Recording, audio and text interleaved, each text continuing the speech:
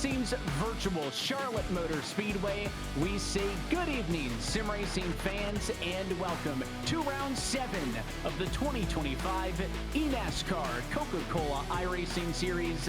This is the Coca-Cola 160 side. Pace car down and in, 160 laps on the docket as we say, let's go racing at Charlotte.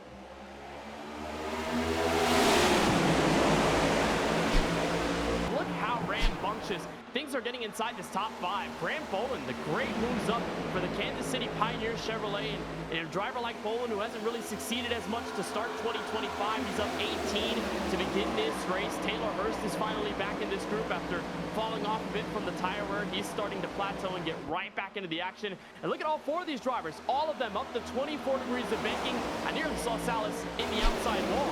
Who wants to react, Tyler? Gary says he's pitting. Does Vicente Salas want to come? But a caution will come out just as a bunch of your leaders were getting set to dive to pit road. Kwame Scott is spun on the back straightaway, and all of those pit stops will now happen under the yellow flag. Caution flag in this race meant that all the pit stops happened at once under the yellow, and it also meant that Zach Novak did not cycle to the front. The only car to pit before the yellow restarted back in the number 40 spot. But up front, Steven Wilson maintained his track position. He's clear for the lead. Same can't be said. The battle is on for 4th on back. And it's a new colored car. The Atlassian Williams Sim Racing Group driver of Parker White takes the lead away for the first time in a while. Back towards the front of the field, Bobby Zalinski continuing his charge through the front, and it is all at the expense of Steven Wilson because the number 22 car was able to get by Wilson and then move that lap to get around Parker White, and at lap number 91, new race leader Bobby Zalinski. In trouble for the race leader, Bobby Zalinski locking up the right front tire on the entrance to pit road, got slammed into the back of by Casey Kerwin. Did he avoid a speeding penalty by locking it up? All your top 5 cars are in for service as it hands the race lead off for the moment to Seth DeMerchant. Look at the drama there on pit road, and Zalinski did evade a black flag for pit road speeding, but at the cost of his rear bumper. There's a big dent on the back end of his ERA Esports Chevrolet from the dent from Casey Kerwin there hopping on the brakes. So is there any chance that these cars that are 1.6 seconds behind the leaders can catch up? Well, this kind of race it up front certainly going to help them out as well. To the lead goes Bobby Zalinski, the number 22 car on the outside, takes over P1. And the drivers at the front, they're cutting through lap traffic, but it seems like the lap traffic is cutting through them. That's the driver who led right before coming down the lane. Latest, Brian LaPrade that led for Billiard Supply, Junior Motorsports, green Chevrolet. He's cutting through, and he gave a big bump to Steven Wilson down the back straightaway a lap ago, and it will help Steven Wilson get to the front. LaPrade shuffles in front of Bobby Zalinski in the attempt to unlap himself, and with 35 to go, the peloton continues its switch. Steven Wilson back to the lead. So Duvall's going to end up back there, but not enough damage to really kill him out of this race. But look who's cutting through the top 10 right now, and nearly in trouble down the quadruple, Tucker Minter, who's got fresher tires by 7 laps to Vicente Salas. He'll make the move up high. They just about made contact as Salas shut the door basically off of turn 4. Minter may have something to play with here in the final 28. Yeah, you see, he wiped some of the sweat off his forehead there. That was a pressure-packed moment for the driver inside of the top 10, and near misses back in traffic. Blake McCandless and Ifemi Olatunbosin, that battle for 11th and 12th position.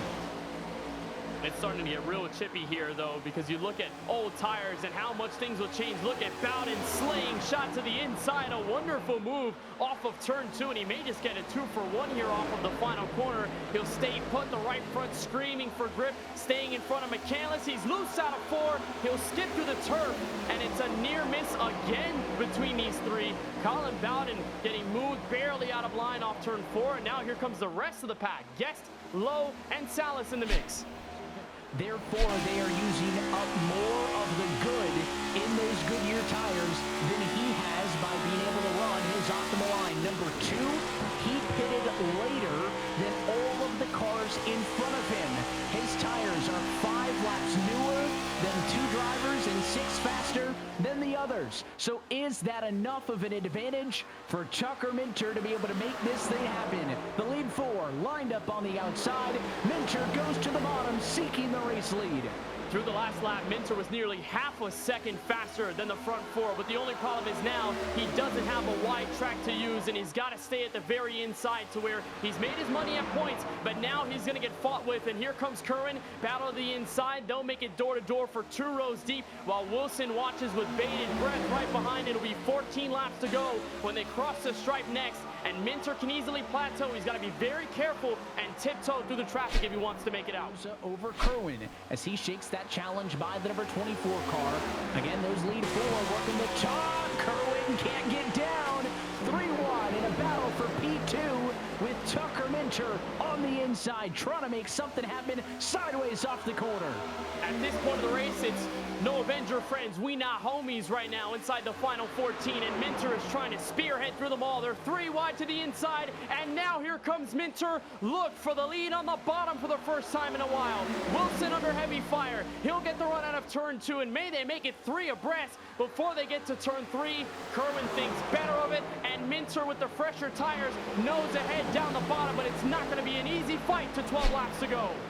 You know, Minter had been on a session where he was way faster than these guys, you know, maybe 5 to 10 laps ago, but he's running on borrowed time here. As long as he stays in this pack, he's not going to find an edge. They're going to stay side by side. They're banging on each other, nearly leaning all over the turn 2 area of the racetrack. Luza right in tow behind, and that is going to put Tucker Minter right in the rearview mirror again. He has to act quickly because he's only evening out, maybe worsening from the group. He gets a good run out of turn 4. He'll plant and fire to the inside. To the final 10 laps to go will go, and Minter still fighting for the lead in turn 1.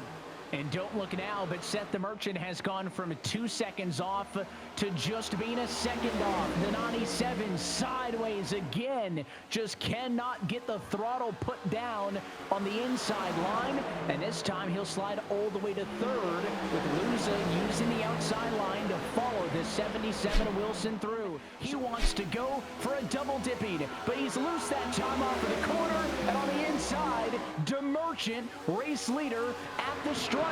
Can the 14 get clear the 97? Minter gonna pinch him down. What a corner for the 97 car to get back out in front for a moment. Spinner behind. Kerwin gets turned off the corner. There will be a caution, and there will be overtime. The 24 with a stellar piece of driving to keep it out of the inside wall, but it came to blows in a battle for P3 with Ryan Luza. Overtime.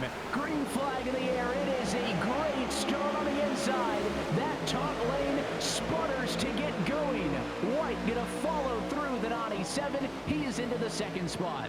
And Zalinski nearly thought about 3 wide to the outside, but thought better, stayed in tow, and Parker White will take over 2nd, looking 4 wide off of turn 2. That's not going to end well, and it's going to end in a crash.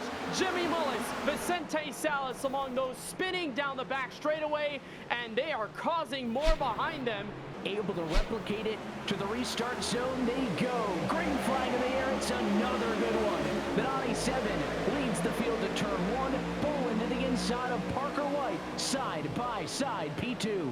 That's exactly what Minter wanted to see. It was a great restart by the 2nd car in line of Graham Boland, who's searching for his best finish of the 2025 season. They're leaning on each other behind. DeMerchant and Colin Keister go side by side down to turn 3. They're nearly 4 wide again. 3 abreast for multiple rows down the lane as Tucker Minter searches out of turn 4 for the white flag from Charlotte. Some shuffling behind. The white flag is in the air. This race is official. Can anybody get up and challenge the 97? Parker White took a whale of a bump from Seth the Merchant. The 14 aggressive. He gets sealed off in 3rd. 1 car length, half a car length. What's the move for the 95 car? To the outside goes White. Tucker Minter gonna hold the bottom. Is it enough? The 95 is close, but not close enough. Sealed on the inside, and it is Tucker 2 times in 2025 race winner here in Charlotte. This winning moment is brought to you by Coca-Cola, the official fan refreshment of eNASCAR, and a heavily top-weighted championship standings gets even more dominant because the 97 Tucker Minter, your latest multi-race winner in the 2025 season. He is on a groove in the midseason in the Logitech G Chevrolet.